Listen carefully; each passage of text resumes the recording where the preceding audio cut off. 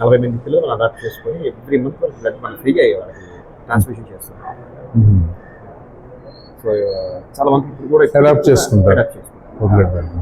So ఇప్పుడు కూడా చాలా మంది అవేర్నెస్ బ్లడ్ గురించి లేదు సార్, అదే నేను అంటున్నాను. మేము కూడా కాలేజెస్లోకి వెళ్ళి కాలేజెస్ పిల్లల దగ్గర నుంచి వాళ్ళు మోటివేట్ చేసుకొని బ్లడ్ అనేది ఎవ్రీ 3 months ఒకసారి బ్లడ్ డొనేట్ చేయొచ్చు. మనం బ్లడ్ డొనేట్ చేసినా చేయకపోయినా 90 daysకి లైఫ్ బ్లడ్ డొనేషన్ కొద్దిగా అవేర్నెస్ పెరిగిందండి.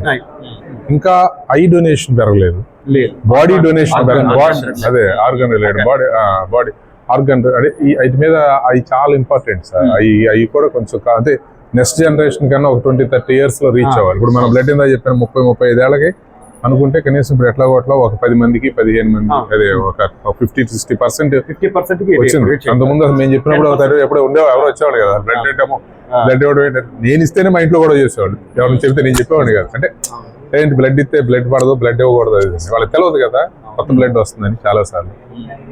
అలాంటిది ఇప్పుడు 30 years రాబోయే 25-30 years లో ఈ ఆర్గానిక్ డొనేషన్ చేస్తే అంటే ఇప్పుడు మీకు మెయిన్ కిడ్నీస్ ఒకటి అంటే చాలా లేండి, మెయిన్ కిడ్నీస్ ట్రాన్స్ప్లాంటేషన్ లేక చాలా మంది